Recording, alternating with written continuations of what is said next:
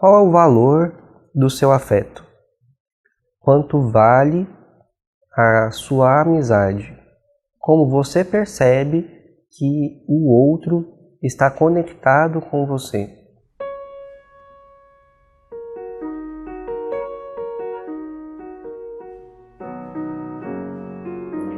A nossa vida moderna traz uma noção muito fluida de contato e de conexão, da possibilidade de estar com o outro e de não estar ao mesmo tempo. Isso modifica como a gente estabelece as nossas relações e as nossas opiniões de valor em relação à força que uma amizade vai ter, à força em que uma parceria romântica vai ter, à força em que uma relação de trabalho vai ter, muito em decorrência da possibilidade de se conectar e desconectar com o outro muito facilmente. O advento das redes e da vida virtual, além do que tem sido nos últimos anos, consegue fazer com que a gente se sinta muito livre e ao mesmo tempo muito só. A gente aprende, vivendo em sociedade e vivendo com as redes, que aquilo que é afeto, na verdade, é abstrato e o contato virtual vai ganhando cada vez mais espaço em detrimento do contato físico ou das conexões mais profundas. E a gente vai se limitando a conhecer o outro apenas na superfície, como o verniz de um móvel, como se a gente conseguisse cultuar apenas a imagem, a aparência e abrir mão do conteúdo. E qual é a grande cilada disso? A grande cilada enquanto sociedade, a grande cilada nos nossos círculos de amizade, é que a gente vai tornando as nossas relações artificiais, superficiais e fazendo com que a nossa rede de amizades, a nossa rede de suporte seja bem pequena. Quais os perigos disso?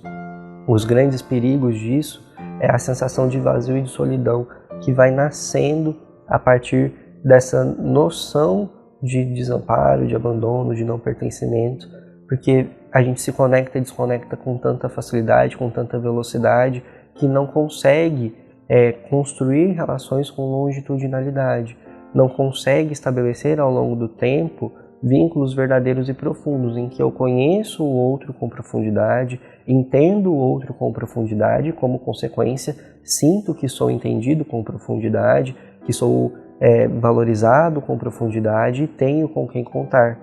E na hora que desafios maiores e mais estruturais da vida acontecem, a gente não consegue tornar esse auxílio alcançável com uma curtida em uma postagem ou com uma mensagem de texto. A gente vai querer a presença do outro ou a ideia da presença do outro de um modo mais palpável e material e não consegue. A gente precisa, para conseguir ter saúde, para conseguir entender que há pertencimento, uma rede de suporte com vínculos verdadeiros. Eu não posso estressar todas as minhas relações, né? Sobrecarregar, eu preciso distribuir. Então, se eu tiver 5, 6 amigos que me deem essa noção de pertencimento, de ter com quem contar, isso já é suficiente para que, do ponto de vista neurofisiológico, eu fique com a minha saúde mental preservada ou com a noção de conexões e de relações sociais saudáveis. Mas como eu estabeleço essa rede de suporte, como eu consigo construir essas relações com profundidade, afastando cada vez mais de um contato virtual e me aproximando de um contato real. Mesmo agora, num contexto de pandemia, eu posso utilizar dispositivos eletrônicos para que eu estabeleça contatos verdadeiros e mais profundos. A virtualidade do contato, ela não está relacionada única e exclusivamente à mídia pela qual eu estabeleço esse contato. Essa virtualidade do contato está relacionada ao meu grau de interesse, de conexão, de estabelecimento de relações genuínas e verdadeiras, totalmente abertas e entregues ao outro. E a gente só consegue fazer isso quando está disposto a encontrar e entrar em contato com a nossa própria sombra, com os ecos que o outro causa em nós e principalmente com aquilo que é diferente da minha própria natureza. Essa velocidade com que eu consigo fazer esses contatos e fazer esses descontatos vai fazer com que a gente caminhe de um jeito em que a mínima frustração gere um distanciamento, um abandono.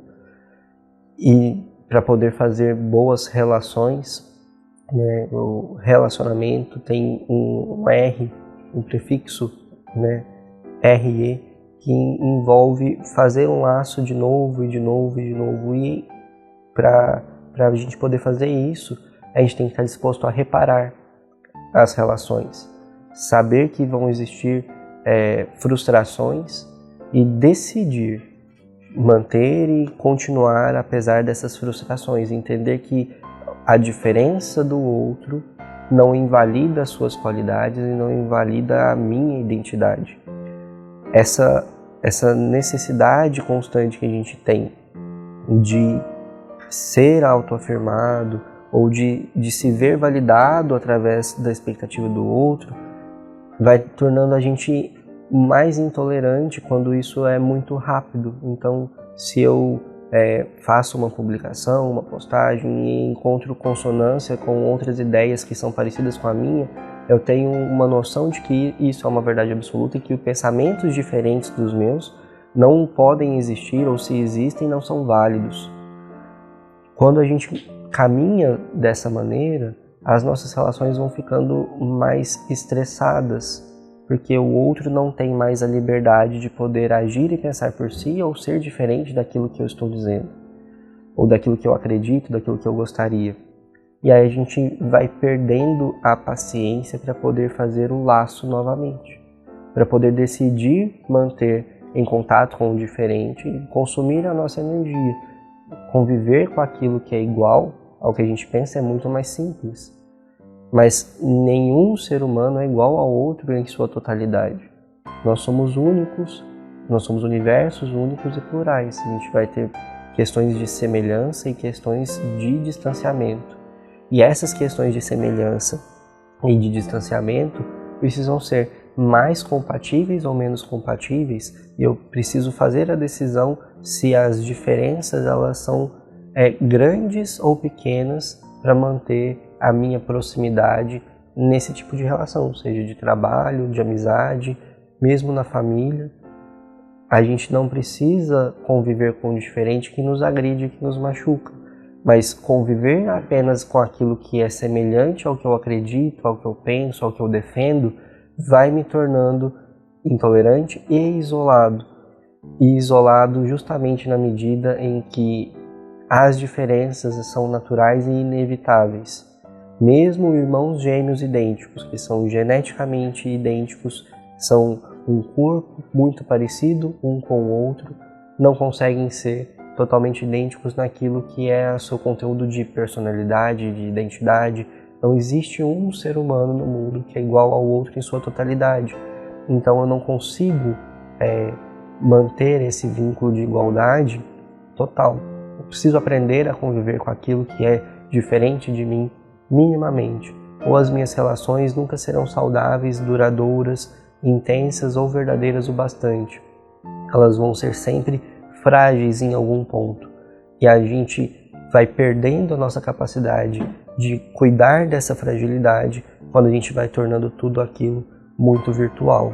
E mais uma vez, tornar virtual não quer dizer que eu esteja formando esse vínculo por um dispositivo de mídia eletrônica. Tornar isso virtual pode ser inclusive com uma pessoa que eu convivo todos os dias no convívio íntimo de uma casa. Tornar isso virtual envolve estar ou não conectado com o outro, apesar da distância e do tamanho dessa distância.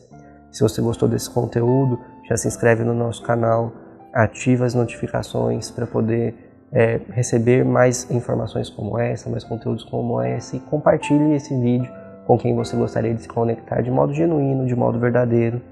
Esse é o nosso momento de acolher de hoje. A gente continua no nosso próximo encontro.